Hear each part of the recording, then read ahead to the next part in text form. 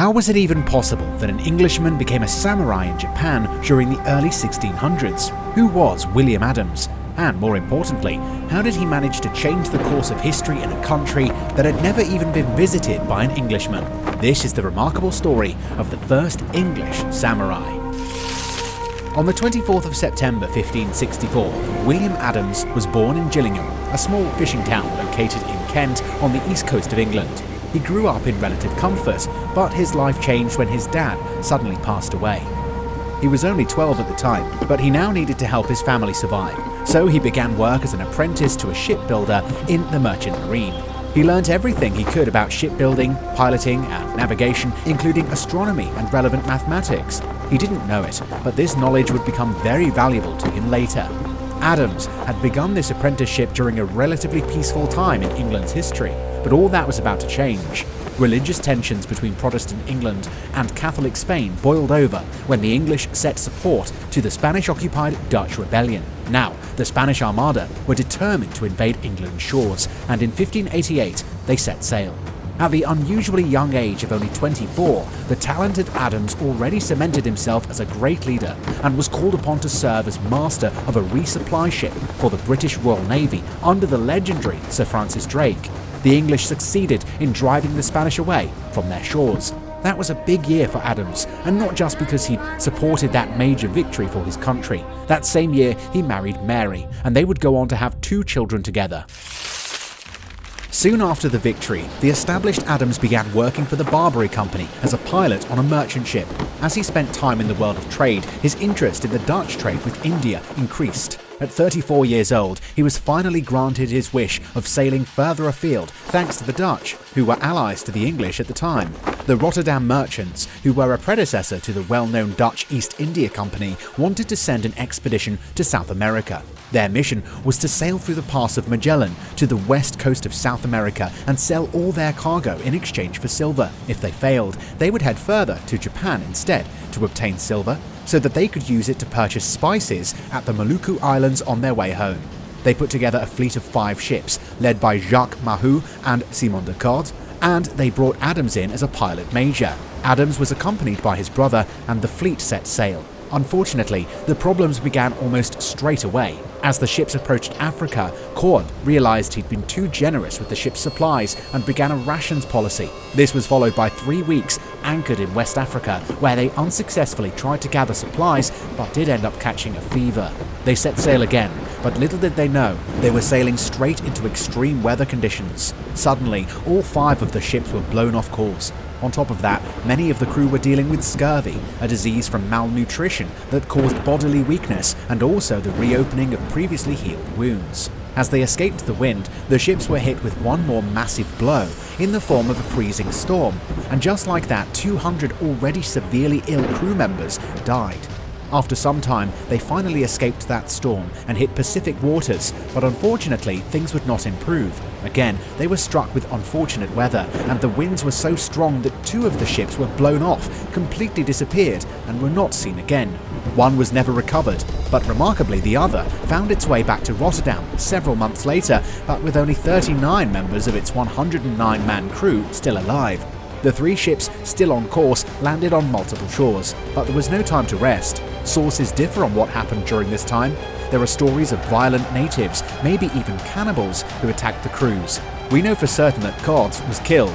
According to Adams, Mocha Island in Chile was the site of his death. But worse for Adams, his brother was also among those killed on the island. Despite the agony of losing his brother, he knew that the mission had to continue.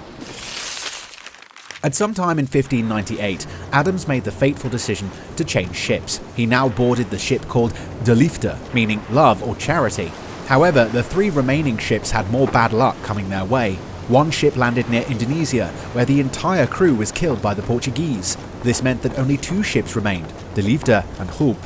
The remaining 2 ships were still on course and were forced to make a decision. They were waiting for the ill-fated ship to catch up, which they had no idea they'd walked into the murderous hands of the Portuguese. But they decided they couldn't wait any longer with the Spanish approaching, so they set sail for Japan. The final tragedy hit the fleet in February 1600 when a typhoon sank Hope, one of the 2 remaining ships, as they made their way to Japan. Luckily for Adams, the ship he was on was the last survivor. Unbelievably, after 19 months at sea, the Liefde was anchored off the island of Kyushu in Japan. The ship had left with 100 crew members, and now all that remained were 23 men who were too ill to stand.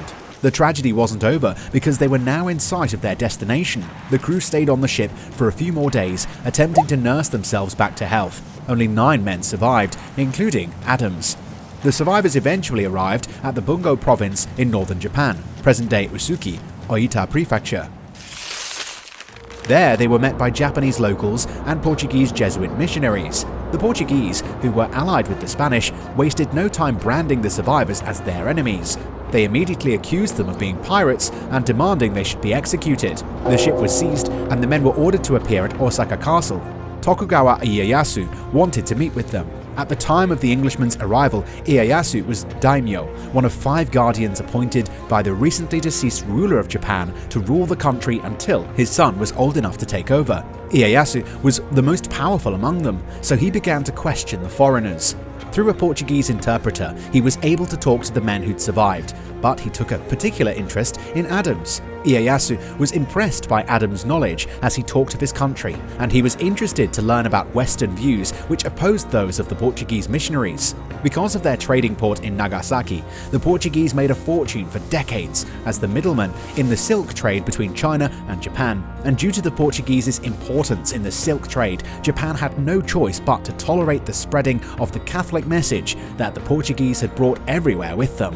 They had previously told him that the Pope and Catholicism were the only religious authority in the West, and they had begun converting Japanese locals to their religion, something that Ieyasu was not pleased about.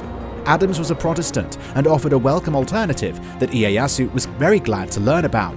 Ieyasu realized Adams was potentially the key in breaking the religious monopoly held by the Portuguese Jesuit missionaries, and it was this opposition that saved him. According to Adams, Ieyasu asked whether his country was at war. Adams replied that they were only fighting the Spanish and Portuguese. This was a crucial piece of information. Thus, Ieyasu declared that the Portuguese request to have Adams' crew executed would not be granted. Ieyasu recognized that the Portuguese were treating the new arrivals as enemies, but as Adams and his men had shown no signs of aggression toward any Japanese citizens, he had no reason to kill them. Ieyasu eventually built up a connection with Adams as he met with him 3 more times before a decisive battle was held. During this same time, tensions between Ieyasu and his rivals reached its peak and led to the Great Battle of Sekigahara. According to Spanish sources, the 19 bronze cannons that were aboard Adams' ship were partly responsible for Ieyasu's victory against his rival Ishida Mitsunari, which led to him taking the place and title of Shogun, the highest authority in Japan, a title that has not been used in 30 years.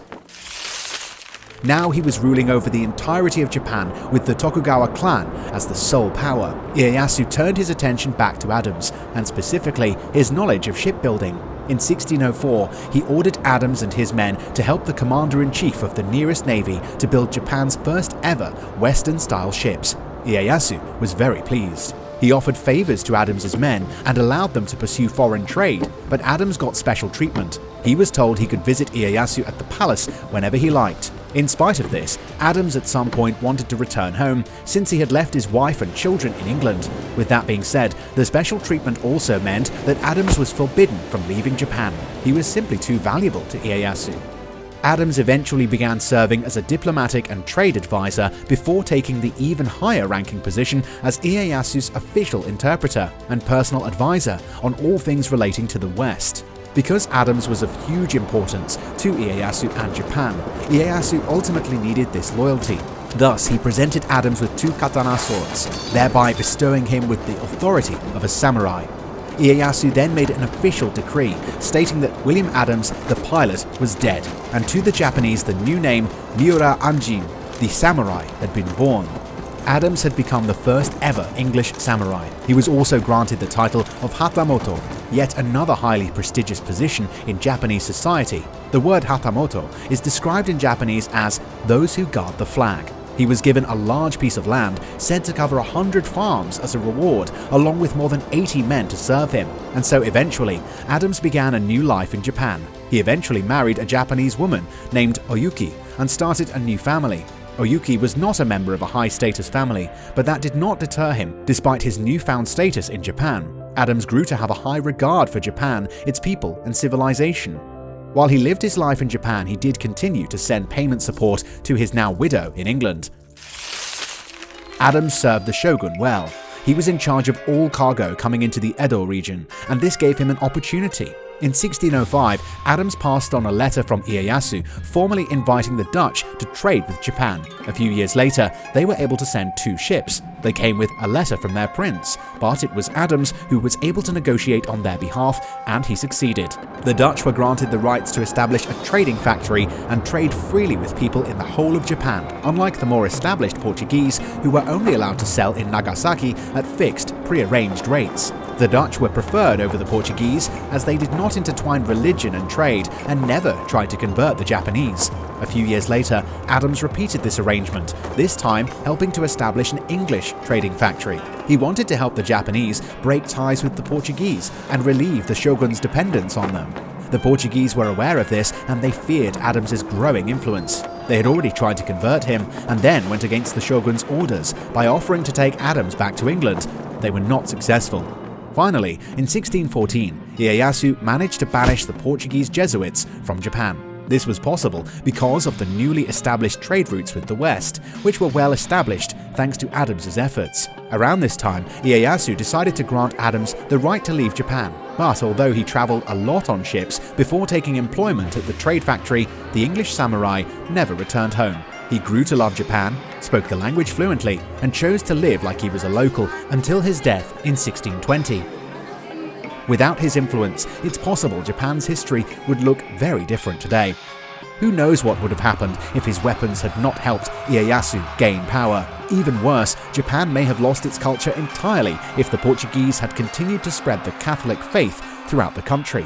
Japan may have changed William Adams into MIURA ANJIN, but he changed Japan too. So what do you think of the story of the first and only English samurai? Let us know in the comments section and leave a like while you're at it. Here's another great video for you on the screen right here. Thanks for watching our Pages in History.